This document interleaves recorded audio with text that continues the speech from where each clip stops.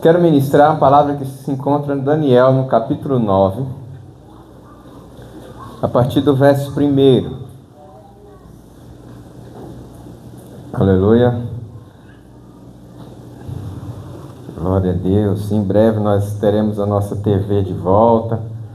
Vamos treinar mais pessoas para nos ajudar, em nome de Jesus. Glória a Deus. Daniel 9:1. Dário, filho de Xerxes, da linhagem dos Medos, foi constituído governante do reino babilônio. No primeiro ano do seu reinado, eu, Daniel, compreendi pelas Escrituras, conforme a palavra do Senhor dada ao profeta Jeremias, que a desolação de Jerusalém iria durar 70 anos. Por isso, me voltei para o Senhor Deus com orações e súplicas, em jejum, em pano de saco e coberto de cinza. Pai, eu quero agradecer por essa palavra. Fala conosco, Senhor. Que o Senhor traga à tua igreja que se reúne aqui a tua revelação, a tua instrução, em nome de Jesus. Tenha toda a liberdade, Espírito Santo, mova-se conforme a vontade do Pai. Que caia por terra todas as distrações, todo o roubo do inimigo, a palavra semeada caia por terra agora, em nome de Jesus. Amém, amém, amém. Sabe, queridos, esse texto fala que Daniel, ele compreendeu pela escritura, pela profecia de Jeremias, que o cativeiro de Judá duraria 70 anos. E o Senhor ia trazer de volta os judeus a Jerusalém, a nação de Judá. Há alguns anos antes, Daniel, com muitas pessoas que moravam em Jerusalém, em todo o território de Judá, o reino do sul, eles foram derrotados pelo Império Babilônico, que arrasou, destruiu Jerusalém e todas as cidades de Judá. Algumas foram destruídas anteriormente pelos assírios e depois, finalmente, pelos babilônios que conquistaram o reino de Judá. Derrotaram seu rei, prenderam ali e levaram muitas pessoas para a Babilônia e para várias cidades, inclusive a própria Babilônia, com Daniel, seus amigos e muitos outros, para agir no Palácio Real. E eles ficaram ali cativos em terra estrangeira. Mas Daniel, ele é um cara muito atento, esperto, atento a tudo o que estava acontecendo, ao tempo, às estações, e ele foi discernindo, e ele foi se movendo conforme aquilo que ele ia vendo, pela sua sabedoria, pela sua inteligência. E ali, por volta do ano 70, por volta do ano 65 a 70 anos de cativeiro dos judeus na Babilônia, Daniel entendeu, poxa, então a palavra de Jeremias era 70 anos, nós já estamos à véspera dos 70 anos. Então ele entendeu e ele fez algo. Ele começou a orar e a clamar e a levantar uma intercessão muito profunda que você vê aqui no texto de Daniel, no capítulo 9. Então Daniel, ele discerniu o tempo que eles estavam vivendo. Eles estavam ali há quase 70 anos. Daniel, ele intercedeu, ele se moveu, ele clamou ao Senhor, como ele sempre era atento aos sinais que Deus estava fazendo para direcionar a ele se mover. E ele clamou, ele levantou a oração ali naquele momento. Pouco tempo depois, provavelmente 1 ou 2 anos no máximo, a primeira caravana voltou para Jerusalém, lideradas por Zorobabel. Passou um tempo, entrou a caravana de Esdras e depois a caravana de Neemias. Mas o interessante é que aquela intercessão de Daniel moveu algo no mundo espiritual e no natural, que fez a palavra profetizada por Jeremias se cumprir na nação dos judeus, na tribo de Judá, no povo de judeu que vivia na cidade de Jerusalém. Então Daniel, ele viu os sinais, ele discerniu os sinais e ele se posicionou. E ele viveu uma vida plena, íntegra, bem-sucedida, uma vida de sucesso, uma vida que glorificou a Deus. E você, eu creio que todos aqui já leram ou ouviram falar a história de Daniel, para você ver realmente a vida espetacular que Daniel viveu. Porque ele era um homem que tinha uma aliança com Deus, ele era um homem que tinha um bom posicionamento, mas ele era um homem ligado a os sinais que estavam ao seu redor. E assim somos nós, queridos. Nós precisamos estar atentos e discernir os tempos e as estações que o Senhor tem nos levado, para que a gente possa acessar tudo aquilo que Ele tem nos conduzido. Os tempos e as estações. Eu não sei você, mas quando eu era mais jovem, eu ia para uma praia, lá em Porto Nacional, chamada Carreira Comprida. Era a melhor praia da região ali. E eu, com primos e amigos, nós subimos durante 1 hora, a pé, caminhando na areia e por pedras, até no início do rio, lá em cima. Que aí tinha a margem do Rio Grande, fundão, e tinha a margem que vinha para a Carreira Comprida. Mais de 1 hora de caminhada. E aí nós pegava aquela boia de pneu de carro, quem já desceu nelas? É igual aquela corrida de boia de Itacajá, né? Tem a corrida de boia. Pegava aquelas boias de pneu de carro e descia o rio. Alguns lugares eram águas paradas, então era mais devagarzinho, você tinha que remar. E outros era corredeira que a gente ia rapidão. Um período assim de 500 metros ia rapidão, porque tinha uma corredeira que nos levava.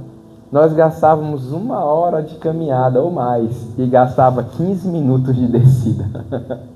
Quando descia, o que fazia? Subia de novo. Ia 2, 3, 4 vezes ao dia. Queimava muito caloria. E a gente fazia isso, descendo a corredeira, acelerava as coisas. Porque quando a gente entra numa corrente, na água ou no mar, você anda mais rápido, você flui. E assim é a vida. Deus, Ele deseja nos mover de maneira que a gente viva uma vida mais fluida, mais corrente, onde a nossa vida possa acontecer com a bênção do Senhor, que as coisas possam acontecer e não ficar com aquela vida amarrada e travada. Claro, Ele não nos isenta de adversidades e de tribulações, mas o Senhor deseja que a gente tenha uma vida bem sucedida, uma vida onde a gente coloca a mão e as coisas fluem. É tão ruim, gente, quando a gente está com a vida amarrada, não é? Né? A irmã Luzia lá estava lá com a coluna travada. Trava, gente, é difícil. Mas hoje, glória a Deus, está liberta, curada, o Senhor a curou. E agora a vida vai ser muito mais leve. Ela vai conseguir fazer as coisas muito melhor e muito mais rápido. É assim que o Senhor deseja destravar a nossa vida. Mas a gente tem que ficar atento aos sinais, ao tempo e às estações que o Senhor tem colocado. Nós precisamos aprender a discernir os tempos e as estações. E meditando, o Senhor me mostrou que há 4 tipos de pessoas com respeito a isso. E o primeiro tipo de pessoas, quero ler aqui, Provérbios capítulo 6.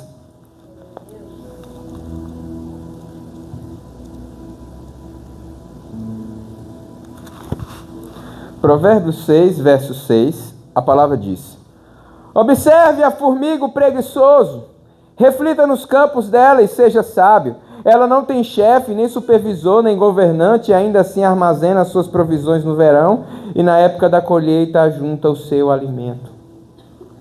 O primeiro tipo de pessoa que nós vemos é o preguiçoso. Conhece alguém assim? Espero que não. Quem é o preguiçoso? É o acomodado. É aquele que dá desculpas. Aquele que culpa todo mundo. Culpa o pai, culpa a mãe, culpa o governo, culpa a Liga da Justiça. Culpa todo mundo, mas nunca ele. Porque ele é preguiçoso. Ele não quer fazer. Ele não quer mover. Ele quer que alguém faça por ele. Ele quer as coisas fáceis. Ele não quer arrumar um emprego para não perder o Bolsa Família. Eu conheci gente assim, infelizmente, gente. A pessoa tinha 2 filhos, ganhava ali na época R$900, que era o valor do salário mínimo. 3 filhos, acho, se não me engano. Tinha oportunidade de empregos para ganhar 1.000 e tal. Falei, eu não faço nada, ganho 900 da Bolsa Família, vou trabalhar para quê? Para ganhar R$100 a mais? Para trabalhar, para romper, para crescer, vai ficar a vida toda dependendo de governo. A pessoa não queria, não posso não, vou perder o Bolsa Família. É o preguiçoso. E tem muitas pessoas que são preguiçosas porque são acomodadas. Às vezes estão no trabalho e faz só o que quer, ou só o que manda. São preguiçosos. Esses nunca vão romper na vida. Eles nunca vão avançar. Eles nunca vão conquistar porque tem preguiça. Porque não quer se mover, porque está acomodado naquela situação. Está confortável? Não, eu estou comendo, eu estou bebendo, eu estou morando, está bom demais. É preguiçoso muitas vezes. E nós temos que tomar cuidado, querido, porque o preguiçoso ele não presta atenção no que Deus está fazendo. Deus abre uma porta e ele está desligado. Deus dá uma oportunidade, está lá. Deus acorda às vezes para orar ali, para Deus responder ele. Naquela madrugada Deus tinha resposta para ele. Eu estou com sono, Deus, amanhã eu oro. Perde a oportunidade, porque ele está movido pela acomodação e pela preguiça. E nós temos que tomar cuidado para a gente não cair no comodismo. O comodismo é uma doença que paralisa, que trava a tua vida, que amarra a tua fé. Eu imagino quantas pessoas na vida, até na Bíblia, não romperam por causa da preguiça. Às vezes até covardia. Lá Josué levantou um exército de 32 mil homens. Manda embora os covardes e os medrosos. Foram 20 e poucos mil. Gideão, perdão, obrigado. 20 e poucos mil voltaram. Medrosos, covardes. É um bando de preguiçoso. Voltou. E não teve, vamos dizer, participação na conquista. Então nós temos que tomar cuidado, querido, para nós não estarmos no nível do preguiçoso, do acomodado, que não faz nada, que está acostumado com aquela vidinha que ele está levando. Amém? Mas o segundo nível, queridos, Lucas no capítulo 12, segundo tipo de pessoa, Lucas 12, 15, a palavra do Senhor diz: então lhes disse, cuidado, fiquem de sobreaviso contra todo tipo de ganância. A vida de um homem não consiste na quantidade dos seus bens. O oposto do preguiçoso é o ganancioso. Segundo tipo de pessoa. Quem é o ganancioso? Aquele que nunca se contenta. Aquele que quer sempre mais. Aquele que faz tudo para conseguir o que deseja, não importa o que. Se vai roubar, se vai trapacear, se vai tirar de alguém. Os fins justificam os meios. É a filosofia dessa galera. Ele quer fazer o que tiver fazer, resultado, independente se é por meio lícitos ou não, porque ele é ganancioso. Provérbios, ou Eclesiastes, se não me engano, Eclesiastes fala: sanguessuga tem 2 filhas. Dá.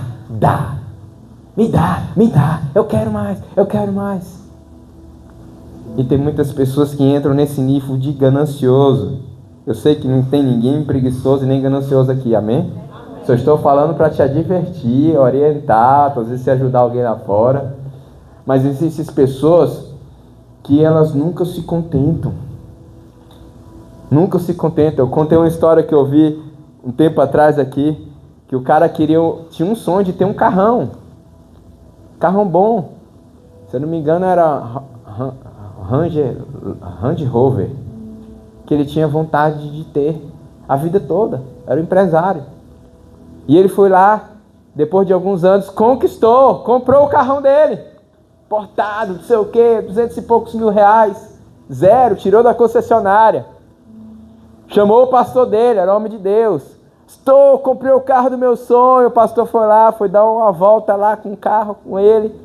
Ele disse que parou do lado um lançamento de outro carro lá da Mitsubishi, não sei se era X7, outra coisa, um outro carro da mesmo nível da linha, mesmo padrão, nível de valor de mercado.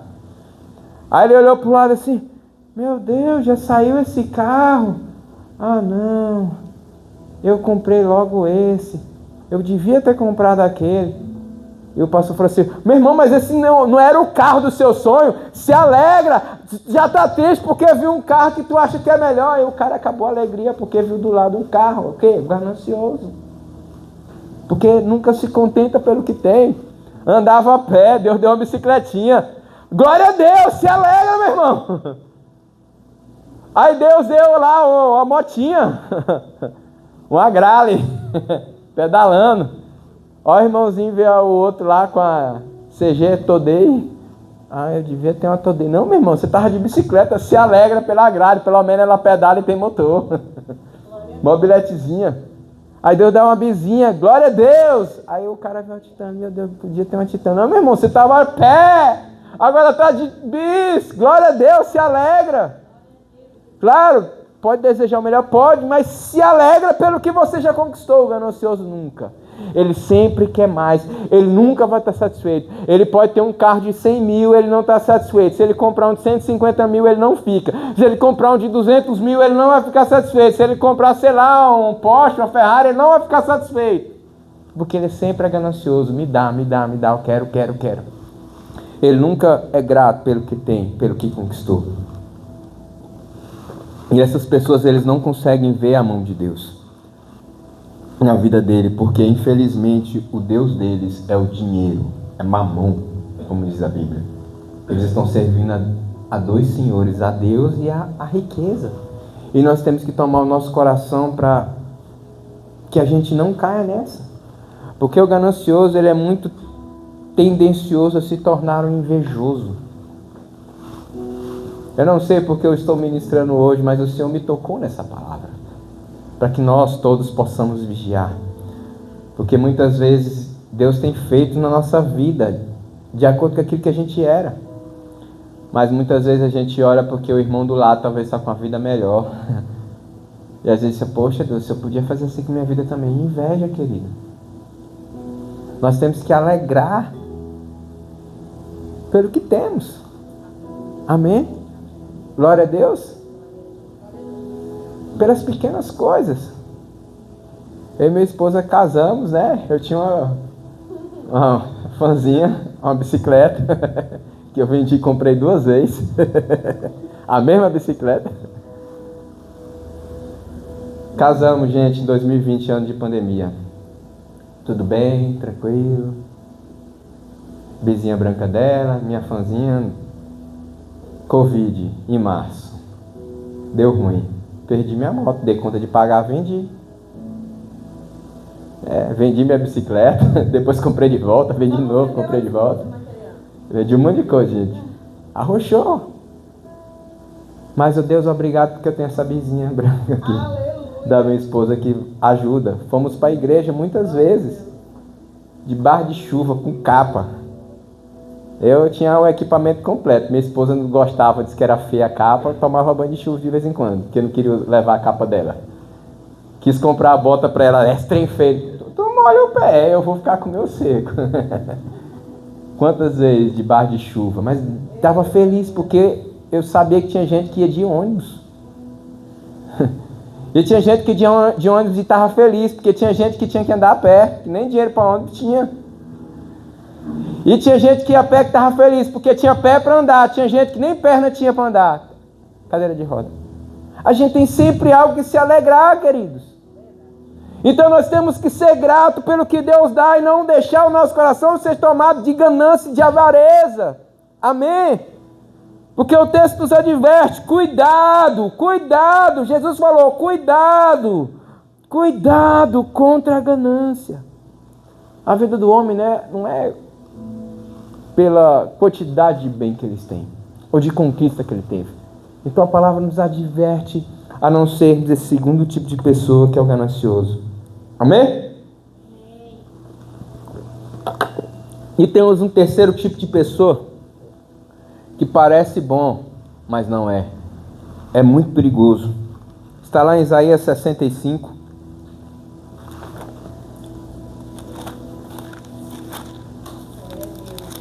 No verso 2.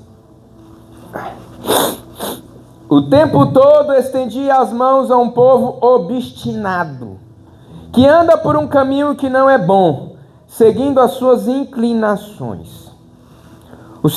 Terceiro tipo de pessoa que nós encontramos é o obstinado. E esse tipo de pessoa parece bom, mas não é. Quem é o obstinado? É aquela pessoa, querido, que sempre quer mais, mas que, claro, faz por meio lícitos, ok? Mas se ela não estiver no topo, se ela não estiver no máximo, ela se sente uma fracassada, sabe?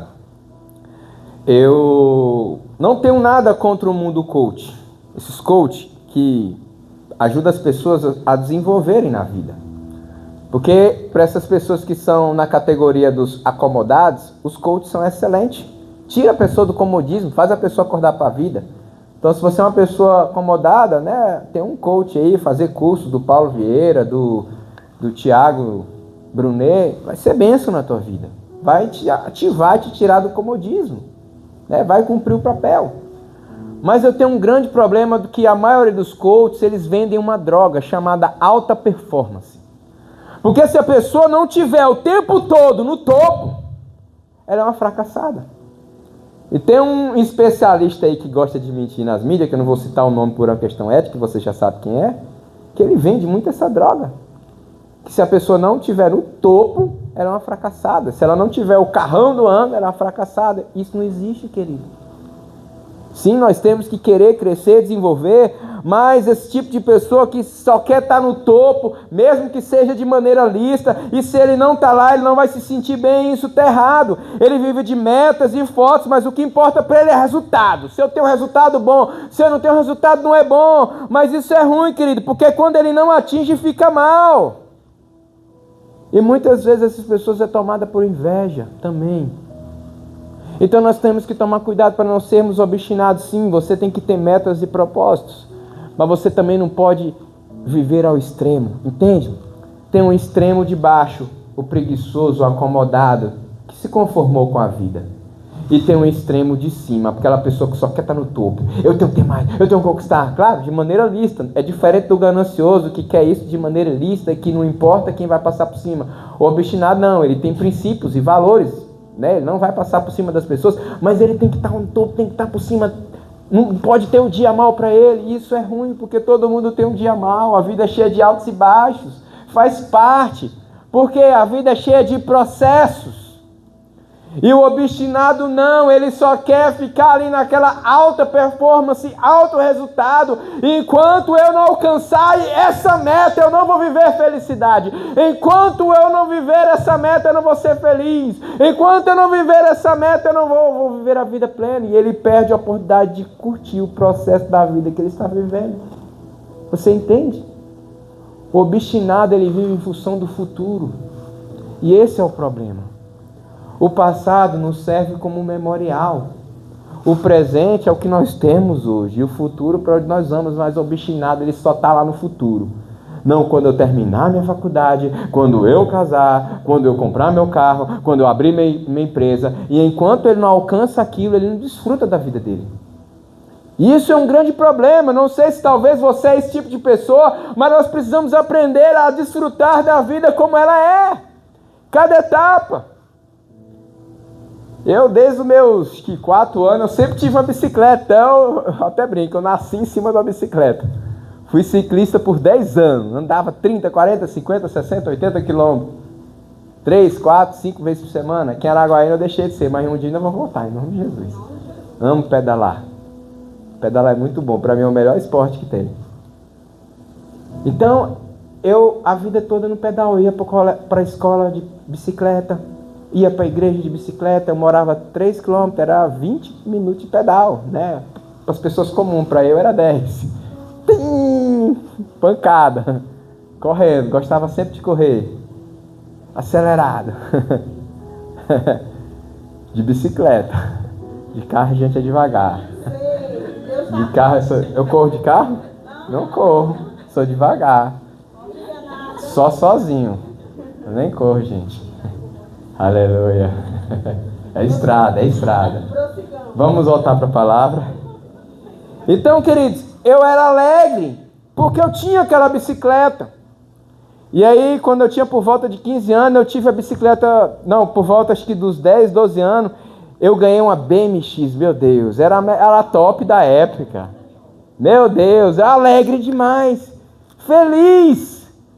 E aí saiu a febre da bicicleta de alumínio de 18 marchas.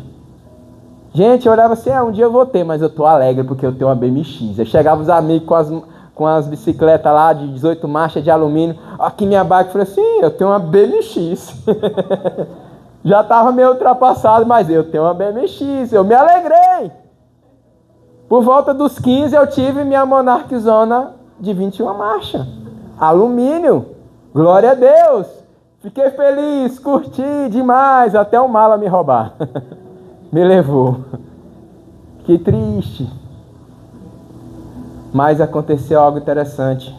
Eu era de uma igreja em célula, meu líder juntou o pessoal da célula e compraram uma bicicletinha para mim. Não era um alumínio, mas era uma bicicleta de 18 marchas que me servia. Na mesma semana eles se juntaram, fizeram a vaquinha. Gente, como eu fiquei alegre, esqueci até da outra. Eu falei, meu Deus, o pessoal da minha célula juntou para comprar uma bicicleta para mim. E eu me alegrei. Eu esqueci até da minha outra. E fiquei nela por muito tempo, muitos anos. Aí comecei os pedal, fui equipando ela, botei ela monstrona lá para dar conta dos pedal. Né? Era chamado de surfista, porque todo mundo com aquele shortinho colado e eu com short lá, que eu não usava aquele trem de jeito nenhum. Falei assim, me recuso. Se eu usar um short desse, pode olhar para mim que eu desmunhequei. Era chamado de surfista, com o shortão largo e aqueles apertados por baixo para não machucar aqui, né? E por muitos anos. E aí o pessoal começou a chegar no meu nível, eu comecei a ficar para trás, porque a bicicleta aro 26, eles tinham aro 21, aro 29. E aí um amigo meu de Porto tinha uma oficina de bicicleta, bora comprar um, eu não tenho dinheiro, só se for para comprar em 20 vezes, eu te vendo em 20 vezes, eu não tenho cartão, eu te vendo na nota. Eu, gente, comprei uma bicicleta dos sonhos. 20, nem lembro se tinha 30 marchas, eu acho. Que devia 30 marchas, sei lá, 24 eu acho. Marchas e tudo tal. Alumínio, Venzo, do jeito que eu queria, Shimano. Glória a Deus, bênção. E fui minha faculdade toda para ela. Depois Deus foi fazendo. Hoje eu tenho um carrinho em 2015, glória a Deus, é velho, mas vai para qualquer lugar. Já fui em Palmas 4 vezes. Dá conta. E a gente tem que se alegrar. Por processo, mas a pessoa que ela é obstinada, ele enquanto ele não chega lá onde ele mirou, ele não vai se contentar. Isso é um problema. Claro, você pode mirar onde você quer chegar, sim, mas enquanto não está lá, aproveite e desfrute daquilo que você ganhou. Não seja uma pessoa obstinada, de dura serviço. Amém? Glória a Deus. E o último tipo de pessoa é a pessoa sensata. A Bíblia fala muito do insensato, mas a Bíblia fala também do sensato. Nós devemos ser pessoas sensatas, queridos. Eu esqueci aqui de anotar qual era a referência. Depois eu vou lembrar. A pessoa sensata é uma pessoa equilibrada. A pessoa sensata, ela é grata e contente pelo aquilo que ela tem. Pouco ou muito, ela agradece. Amém? Ela agradece. Ela fica feliz.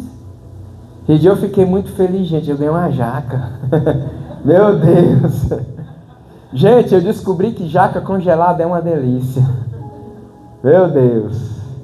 Fiquei feliz, é contente. Parece uma coisa tão pequena, mas no jejum de Daniel, então, é potencializado. Todo dia na hora de dormir, jaquinha congelada. Glória a Deus. Porque o sensato, ele tem que ser grato e contente pelo que tem. Ele é focado, ele tem projetos, ele tem metas, mas ele foca no processo e não no resultado.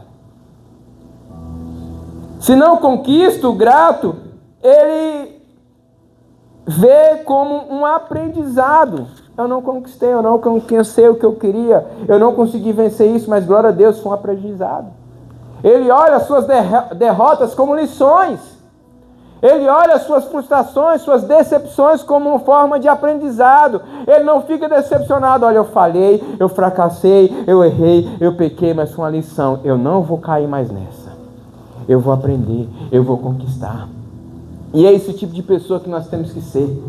Pessoas, sim, que refletem no seu passado, mas não ficam presos lá.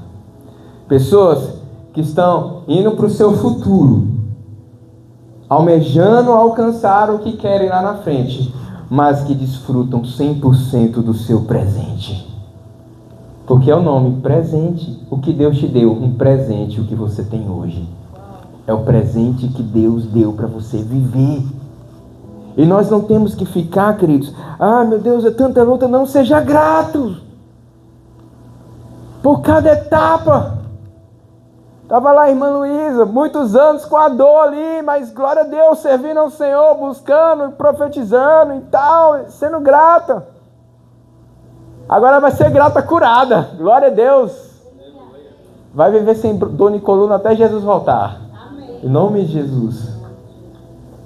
Nós precisamos, queridos, aprender a ser pessoas sensatas, sim, que refletem no passado, projetam no futuro, mas que vivem o seu presente de maneira excelente e que desfruta de cada processo. Nós não podemos negligenciar as coisas, queridos. As coisas boas que vivemos, glória a Deus, desfruta, se alegra. Mas as dores e adversidades que enfrentamos, elas têm o seu papel, elas têm o seu valor. Elas têm o seu valor. Sabe? Um tempo da minha vida eu fui de uma outra igreja um tempo atrás, e eu passei por um momento de dificuldade com um outro líder que eu tive. Não do ministério, um líder lá da igreja qualquer. Tive muito problema com ele. E ele era líder meu, saí da liderança dele, fui para outra. E ele era líder da juventude. E tive muitas dificuldades com ele. Tive até vontade de sair da igreja, mas o Senhor falou para mim: não é tempo de sair. E eu orando na madrugada, o Senhor me mostrou tudo o que Davi passou com Saul. Gente, leia 1 Samuel. Quantos anos Saul perseguindo Davi? Davi por 2 vezes teve a chance de tirar a vida de Saul. Davi não ousou a tocar nele. Ele mesmo dizia: ele é ungido do Senhor. E aquela lição eu aprendi. E eu comecei a agradecer a Deus, porque, Senhor, esse homem é um presente de Deus, porque está me levando a crescer. Foi um tempo mais difícil de toda a minha vida. O ano de 2007 até por volta de 2014. Foram 7 anos de trevas, de desertos, de dor. Choro que ninguém via, porque eu não gosto de chorar em público. Se tu vê chorando em público, pode ter certeza que é o Espírito Santo. Eu me seguro, eu não gosto de chorar na frente das pessoas. Mas o meu secreto, só Deus sabe as lágrimas. Foram 7 anos muito difíceis que eu passei em toda a minha vida, queridos. Um dia o Senhor permite contar a história, eu conto.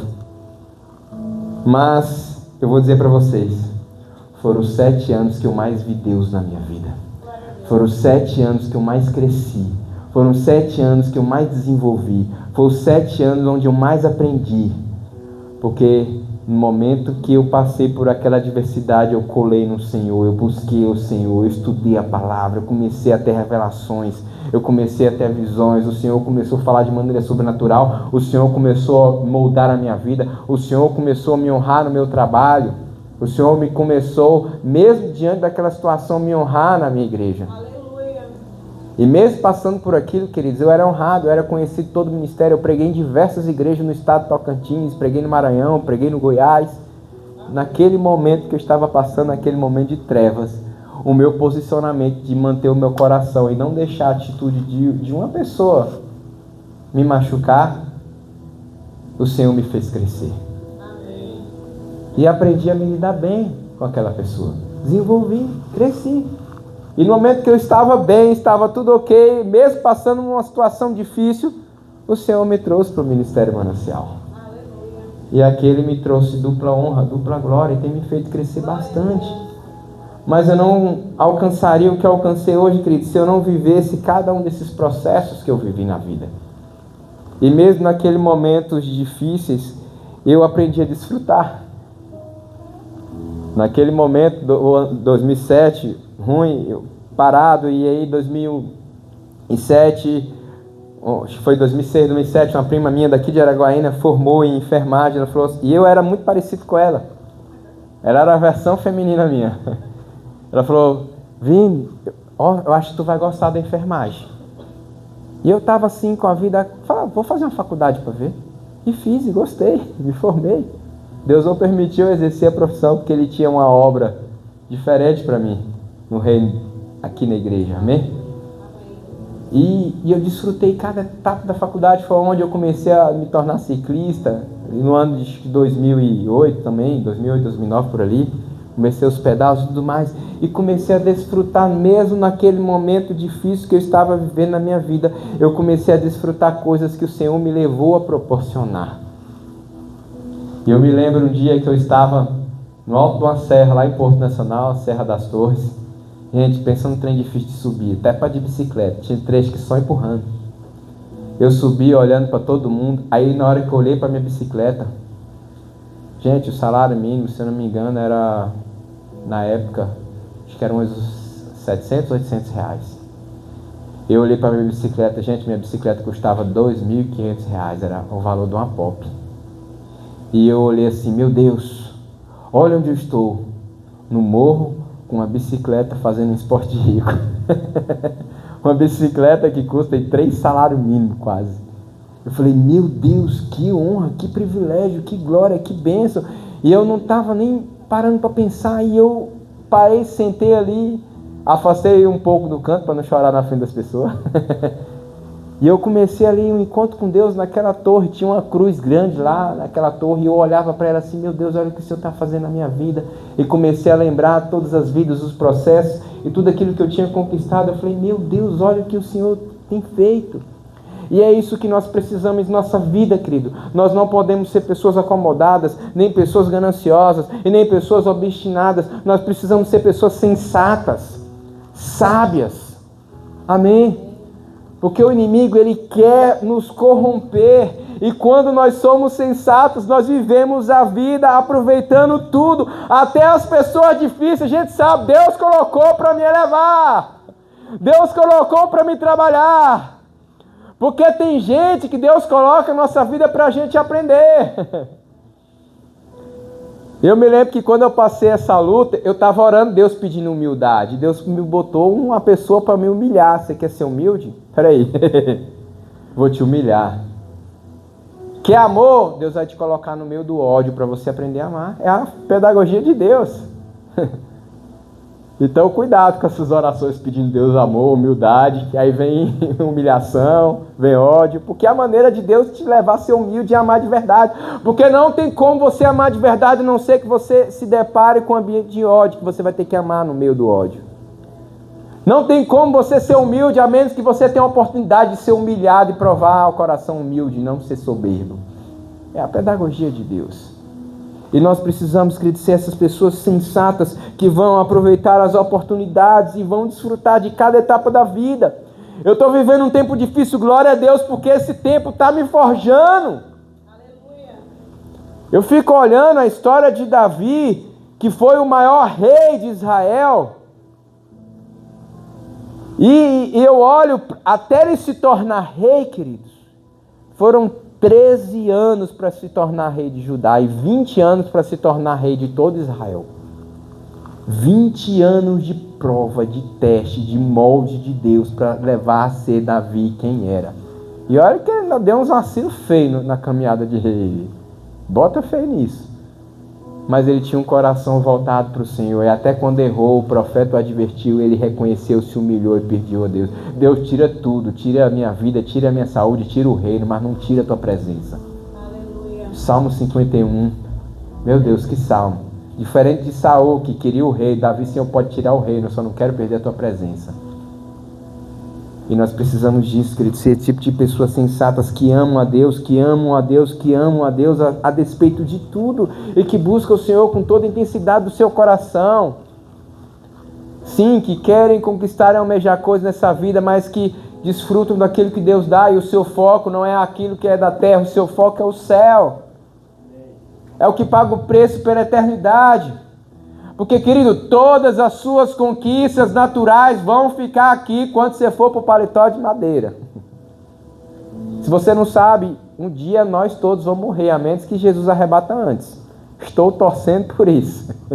E creio que vai acontecer. Mas se ele demorar uns 80 anos, a gente vai tudo para debaixo da terra. E tudo que você conquistou, carro, casa, dinheiro, família, vai ficar, você não leva nada. O que você leva? o resultado da tua comunhão com Deus, o resultado da tua entrega a Deus, a sua disposição em servir o reino de Deus, a casa de Deus, a obra de Deus, é isso que você leva. Então o que vale a pena? Gastar toda a minha energia naquilo que é eterno, ou gastar a minha energia em algo terreno que eu vou viver e desfrutar por no máximo meus 80 anos? 100 para alguns poucos. Porque do jeito que a gente cuida da nossa vida, se chegar a 80 anos é lucro. Porque a gente come mal, se cuida mal muitas vezes. Somente as pessoas estressadas morrem mais cedo. Então se você é estressado, começa aí, fica relax, compra mais um maracujazinho para tomar, fica sussa, tranquilo, porque estressado morre mais cedo. Dá hipertensão, dá um troço na cabeça.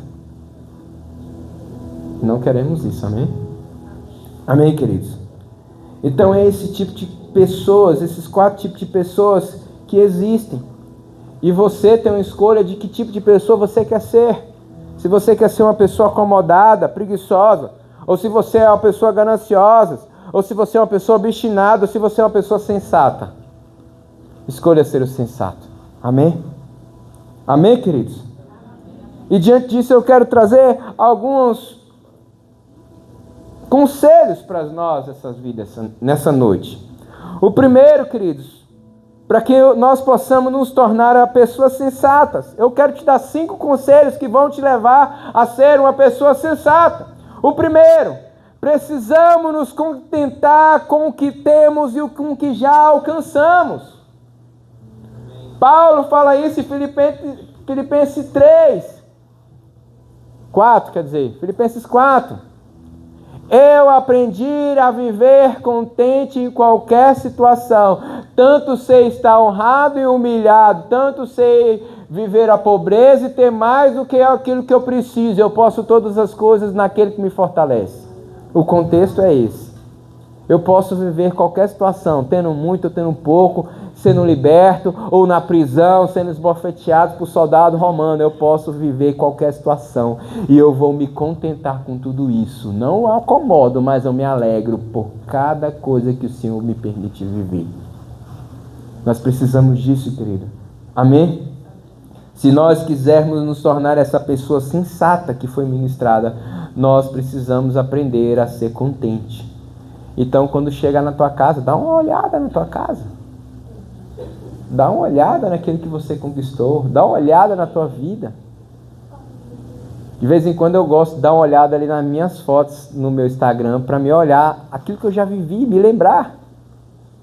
Às vezes eu tenho um álbum de foto no meu computador secreto. Eu tenho foto lá de quando eu nasci até o dia de hoje. De vez em quando eu fico olhando lá, meu Deus, olha só isso. Olha aqui isso, olha aqui aquilo. Olha essa viagem que eu fiz, olha isso que eu conquistei, olha isso. Porque é bom você relembrar das coisas que você conquistou e se contentar, meu Deus. Porque se a gente, querido, não começar a olhar para essas coisas, a gente vai olhar para a nossa dor e vai ficar frustrado. E a palavra diz, eu quero trazer à memória aquilo que me pode trazer esperança. Então não fica parado, remoendo na dor, no problema ou na luta. Começa a pensar nas coisas que te alegram, que te trazem esperança, que fortalecem a tua fé, queridos. Coisa boa e coisa ruim tem na vida de todo mundo. Não tem? Acontecimentos bons, acontecimentos ruins, pessoas boas, pessoas ruins, situações boas, situações ruins. Sol, chuva, saúde, doença, todo mundo está sujeito. Então escolhe olhar para as coisas boas. Não foca naquilo que é ruim. E aprenda a se contentar naquilo que você já alcançou e conquistou. E não usa o teu irmão do lado como medida do teu sucesso ou das tuas conquistas. Olha a tua história. Porque aquilo que eu conquistei não é o que o meu irmão conquistou. Não é o que ele passou. Às vezes eu olho assim, o irmão conquistou mais do que eu, mas olha o processo que ele passou para chegar lá. Uma vez eu ouvi o Antônio Cirilo, acho que todo mundo conhece o pastor Antônio Cirilo, que canta aquela música, Poderoso Deus. E ele disse que um dia pregou numa igreja e um jovem chegou nesse, o jovem músico, né, adorador, pastor Cirilo, eu quero ter essa unção que você tem, essa glória, essa presença de Deus que você tem. Ele quer, meu irmão, você pode ter. Ele o que eu faço, pastor? Passo o que eu passei. Vive o que eu vivi. Paga o preço que eu paguei, que você vai ter a unção que eu tenho. E aí diz que o Cirilo começou a contar um pouco do testemunho para esses jovens, que o jovem na hora assim já foi encolhendo. Você passou por tudo isso, pastor? Passei. Hoje eu tenho essa unção, dos maiores adoradores do Brasil, mas eu passei por isso, eu sacrifiquei isso, eu perdi isso, eu entreguei isso, e por isso eu tenho essa unção. Você quer? Faz o que eu fiz. Porque as pessoas querem muitas vezes o que o outro tem, mas não querem pagar o preço que o outro pagou. É fácil a gente ver alguém que tem uma unção ou que tem uma posição social boa, mas olha, claro, tem uns que fazem isso de maneira ilícita, não tem inveja dos ladrões, ok? Eles terão a sua recompensa. Todo mundo que rouba um dia vai ter a recompensa diante de Deus, o juízo.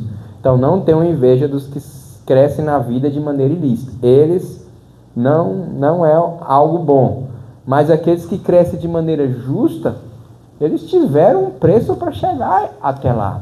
Aqueles que cresceram na unção de Deus, que pregam, que têm glória, que têm dons, que realizam grandes proezas em nome do Senhor Jesus, eles não chegaram do dia para a noite. Eles tiveram uma jornada de fé, de entrega e de renúncia. Então, para isso, quisermos ser sensatos, nós precisamos, queridos, contentar com o que temos e alcançamos. Amém? Amém. Segundo, nós precisamos sonhar, desejar e projetar. O homem pode fazer plano, mas a resposta certa é do lado do Senhor. Nós temos que projetar, sonhar e desejar, querido, porque quem não projeta, quem não sonha, quem não deseja, não vai ter. Não vai ter. Porque os sonhos que nos motivam, os desejos são combustível que nos leva a conquistar algo. Amém? Um dia a Nilmara olhou para mim, desejou casar comigo, pagou o preço, sonhou. Ficou lá assim, namora comigo, Vinícius, namora. Namora. Pagou o preço. Pelo que queria. Então você precisa sonhar. Amém. Almejar aquilo que você deseja. Projetar o que é que você sonha para a tua vida, natural e espiritual. Né? Eu creio que muitos já colocaram na carteira, querido, não coloca coisa pouca não. Coloca sonhos, coloca projeto de vida futuro. Nós precisamos sonhar. O sensato, ele planeja, ele sonha, ele tem projetos. Ele é contente com o que tem, mas ele não fica só acomodado. Ele quer algo mais, ele quer avançar, ele quer conquistar. Eu me lembro de Caleb, a Bíblia fala, o povo de Josué liderando e conquistou a terra de Canaã. E Moisés prometeu a terra de Hebron para Caleb. A terra de Hebron era a terra de gigante, gente. Era a galera mais barra pesada de Canaã. Cidade fortificada. Caleb já tinha 85 anos de idade. Mas ele lutou aos 40 anos. Hebron vai ser minha. Hebron vai ser minha. Aquela terra vai ser minha. Eu vou morar lá. Minha família, minha descendência vai morar lá. 40 anos depois ele chegou. Josué, olha, Moisés me prometeu Hebron. Eu quero aquela terra. O Senhor me prometeu. Josué, tudo bem, Caleb, a terra é sua, pode pegar. Tinha gente morando lá. O que Caleb fez? Mas Josué, mas tinha gente morando lá. Os gigantes estão lá. Caleb fez isso? Não. Caleb fez, glória a Deus, bora lá minha família. Foi lá, botou para correr, acabou todo mundo. Hebron é minha, morou a vida toda, a descendência dele a vida toda. Tanto que o rei Davi começou o reinado em Hebron, cidade que Caleb conquistou. Só para você ver. Porque um homem sonhou, um homem desejou, o homem teve um projeto. Então, querido, se você quiser conquistar algo na tua vida, você precisa aprender a projetar, a sonhar. Porque se você não projeta, não escreve, não planeja, não sonha, você não vai alcançar. Tem um amigo meu que gosta de falar assim, quem não sabe para onde vai, qualquer lugar tá bom. Você precisa saber para onde você vai. Você precisa saber qual é o seu destino. Você precisa saber o que você almeja da tua vida, o teu destino, os seus propósitos, o seu sonho, aquilo que você quer. Amém? Então, que as suas cartelas, Daniel, final do ano, escrevam projetos. Não fica só pedindo essas coisas. Ah, Senhor, eu quero um carro novo, eu quero uma casa. Amém? Se quiser, bota lá que Deus dá. Mas coloca projetos de vida, sonhos que você tem, aquilo que você almeja. Exemplo, já tem mais ou menos uns 15 anos que está toda a cartela minha. Eu quero subir a Jerusalém. 15 anos que eu estou orando, eu nunca fui, mas eu sei que um dia eu vou. Eu não sei se eu vou precisar orar 20 anos, 30 anos, mas eu sei que um dia eu vou pisar o meu pé lá em Jerusalém. Um dia eu vou subir o Monte Sinai. Um dia eu vou lá no Vale de Elá, vou lá no vale onde Davi pegou as pedras. Um dia eu vou ver o túmulo vazio de Jesus e o monte onde ele foi crucificado. Eu vou ver em nome de Jesus. Eu não sei quando, mas eu sei que um dia eu vou. Eu estou orando. Não sei quanto tempo vai durar, mas eu sei que esse dia vai chegar. Amém. Por quê? É um projeto que eu tenho, um sonho que eu tenho. E agora eu tenho que aumentar, vou levar a família toda. Tem que aumentar. E a família junto, Jesus.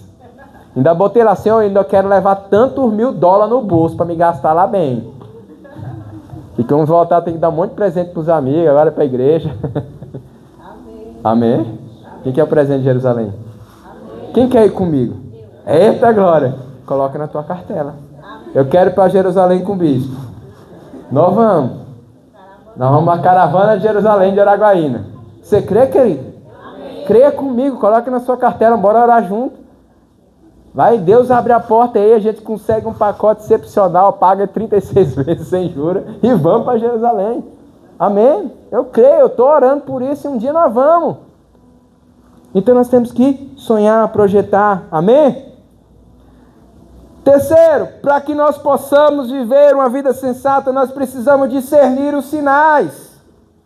Daniel, ele discerniu, ele era um escravo na Babilônia, ele poderia, poxa, eu estava no palácio em Jerusalém, eu estou aqui, poderia ficar para baixo.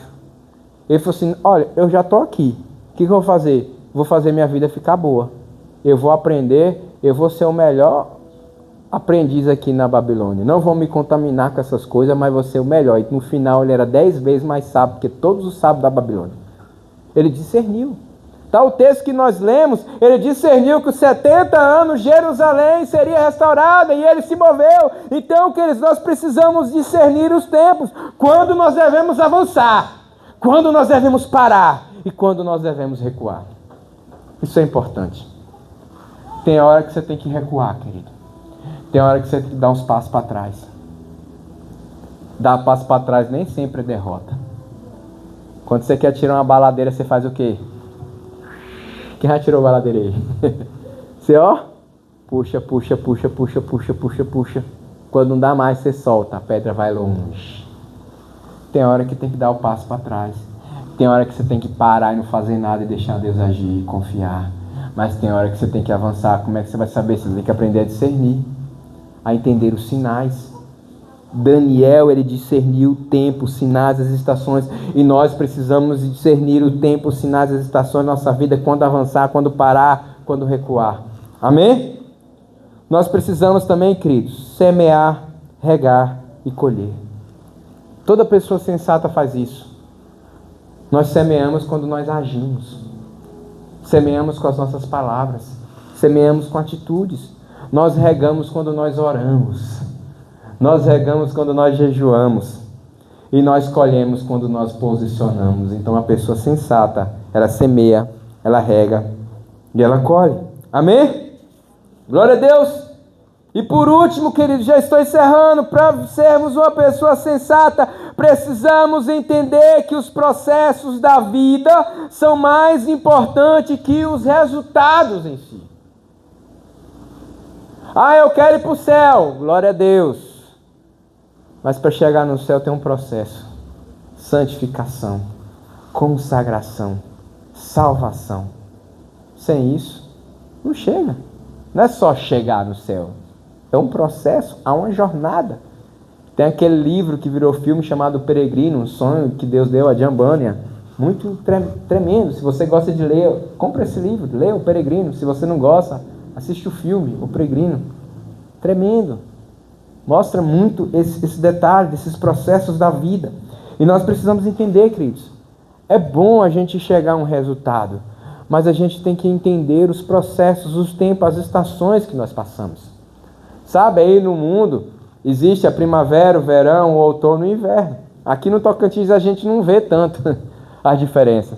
Mas, por exemplo, lá em Portugal, onde nossos pais estão, eles falam, o verão, calorão.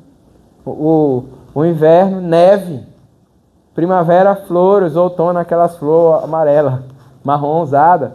Então lá eles conseguem ver a diferença. Aqui não, né? Primavera, verão, outono e inverno é fogo. O Tocantins não tem muito disso. Aqui nós só temos o verão, que é o ano todo. Verão com chuva e verão sem chuva. Mas alguns lugares têm as estações. E a nossa vida tem as estações, queridos. E nós precisamos entender esses processos da nossa vida. Porque esses processos forjam o nosso caráter, aperfeiçoam a nossa fé, moldam, nos capacitam e nos elevam à posição que o Senhor quer nos colocar, queridos. Daniel, ele chegou a isso. Nos 9 primeiros capítulos, você vai vendo ali a história de Daniel, o processo que ele passou até ele chegar a ser alguém relevante na Pérsia. E aí no capítulo 10 você vê as visões, as revelações e as profecias extraordinárias que ele teve a ponto do seu corpo ficar enfraquecido de tamanha glória de Deus que estava sobre ele. João, um dos 12 de Jesus, passou por um processo tão profundo e tão intenso que Deus o levou a fazer a revelação do livro de Apocalipse. Algo tremendo e sobrenatural.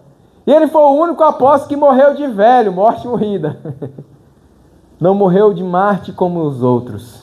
Segundo a história diz, Flávio José escreveu um pouco sobre isso, se eu não me engano, foi Flávio José, o escritor, que escreveu sobre a morte dos apóstolos. Então, queridos, nós precisamos passar por esses processos. Nós precisamos entender que esses processos são importantes. Claro que a gente gosta do resultado. Todo mundo, ainda mais agora, né, gosta de ver um pezinho de manga rosa carregado, né, o pezinho de caju. Mas para chegar lá é um processo. Teve que semear, teve que crescer, teve que esperar. Eu plantei um pé de caju lá na casa dos meus pais. Demorou 2 anos para dar caju, gente. Mas está lá, todo ano dá caju. Eu olho para ele assim, eu que plantei. Está lá, dá caju. Mas não foi do dia para a noite. E hoje ele está lá. E nós precisamos disso na nossa vida. Fique de pé em nome de Jesus.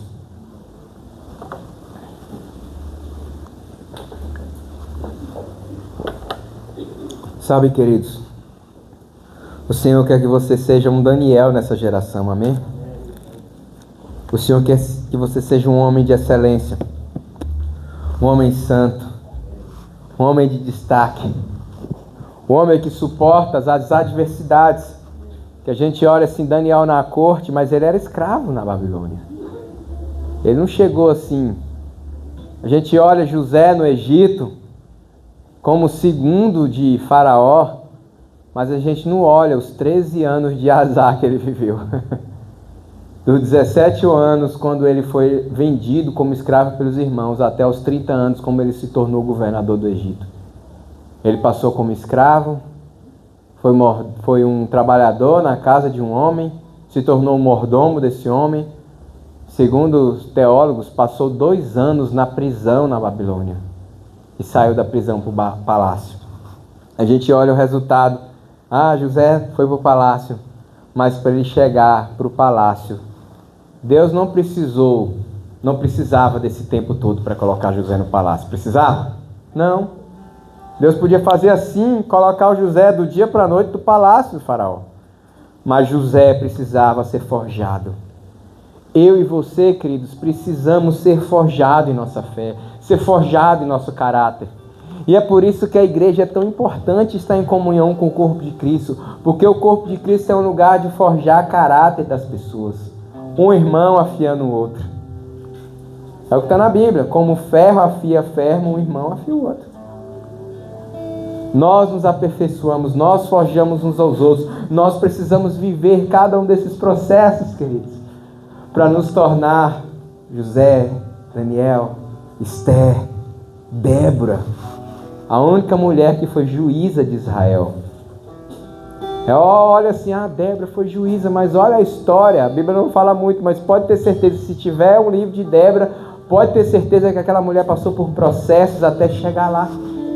Então saiba, queridos, que para você chegar onde o Senhor deseja, onde você almeja, há processos, há uma jornada, e nós precisamos ser essas pessoas sensatas. Não podemos pular etapa. Não se acomode porque as coisas não dão certo. Não fique lá focado no futuro, só vou viver quando alcançar aquilo. Ou não fique lá obstinado, só querendo estar assim. Seja sensato. Entenda que há tempo de bonança, há tempo de escassez, há tempo de alegria, há tempo de tristeza, há tempo de paz, há tempo de guerra, há tempo de luto, há tempo de nascimento. E nós precisamos desfrutar de cada um desses tempos, porque todos eles forjam a nossa fé e nos aperfeiçoam para viver o que Deus tem e, acima de tudo, para um dia nos encontrarmos com Ele na glória, provados, moldados pelo fogo que nós vivemos dia a dia. Então comece a orar, queridos. Levante a sua voz ao Senhor, apresente a sua vida, faça uma autoanálise. Se você tem sido uma pessoa acomodada, ou uma pessoa gananciosa, obstinada, peça perdão ao Senhor. Clame que o Senhor te dê um coração sensato diante dele, um coração puro. Comece a orar para que o Senhor te ajude a desfrutar de cada etapa da sua vida, a se alegrar e contentar com o que você está vivendo, mas almejar um futuro. Ore, querido, se apresente, porque o Pai tem algo para você, sobrenatural e extraordinário.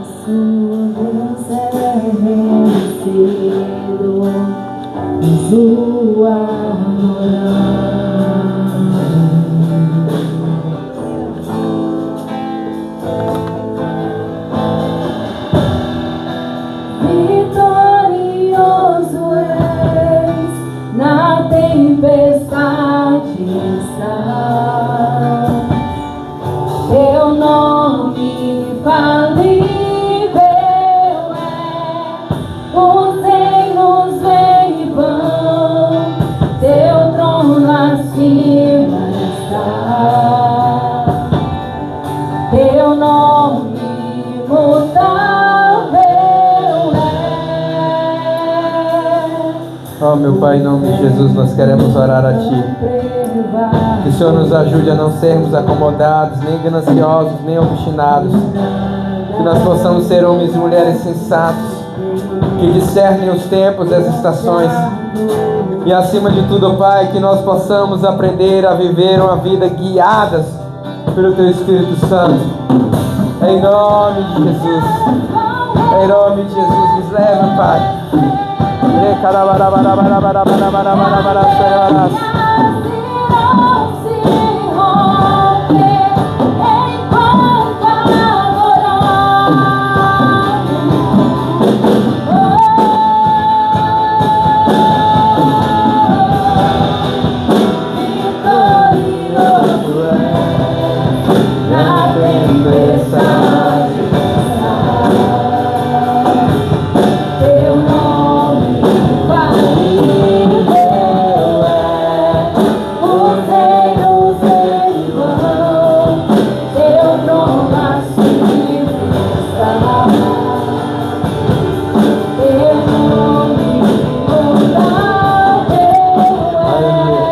Aleluia, glória a Deus. A maior característica de uma pessoa sensata, ela ouve a voz do Espírito Santo. Ela ouve a voz do Espírito Santo. E o Senhor tocou no meu coração de fazer algo nessa noite, não tinha planejado. Eu quero chamar os sacerdotes da casa em nome de Jesus aqui à frente. Nós queremos orar pela tua vida. Já aproveita e traga sua carteira também quando você vir.